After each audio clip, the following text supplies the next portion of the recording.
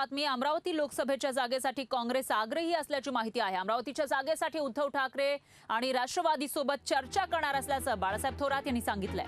2 दिवसांमध्ये अमरावती लोकसभेबाबत निर्णय होईल असंही त्यांनी सांगितलेलं आहे। काँग्रेस नेते बाळासाहेब थोरात यांनी तशी माहिती दिली आहे। आगामी लोकसभा निवडणुकीच्या पार्श्वभूमीवर विभागीय बैठका सुद्धा होणार आहेत। तर भाजप स्वतःला राष्ट्रीय पक्ष म्हणतंय, पण त्यांच्याकडे स्वतःचं काहीच नाही। भाजपची केविलवाणी परिस्थिती झाली आहे। जास्तीत जास्त खासदार निवडून यावे यासाठी आम्ही प्रयत्नशील आहोत असं या ठिकाणी बाळासाहेब थोरात यांनी सांगितलेलं आहे।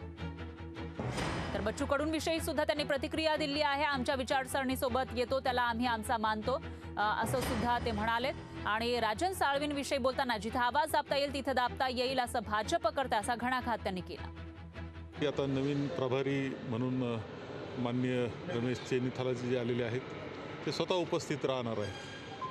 आता अमरावतीची ही बैठक होते आहे, त्यामध्ये हे सर्व जिल्ह्यांमधली प्रमुख पदाधिकारी कार्यकर्ते येणार आहेत आणि त्यांच्याबरोबर चर्चा सर्व जिल्ह्यांच्या बाबतीतली संघटनात्मक आणि निवडणुकीच्या तयारीच्या दृष्टीनं होणार आहे। अमरावती ही तर काँग्रेसकरता आम्ही आग्रही आहोत मिळाली पाहिजे।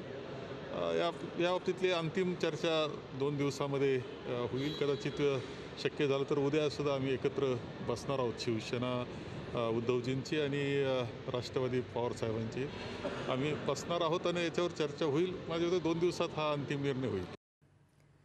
तर 2 दिवसांमध्ये याविषयी निर्णय होणार असल्याचं बाळासाहेब थोरात यांनी सांगितलेलं आहे। राष्ट्रवादीसोबत चर्चा करणार, ठाकरेंसोबत चर्चा करणार असं त्यांनी सांगितलेलं आहे।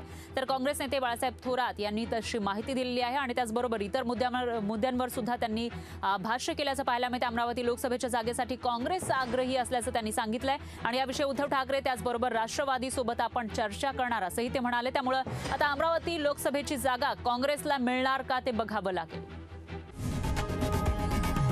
लोकशाही मराठी ऐका, पहा, जागरूक रहा।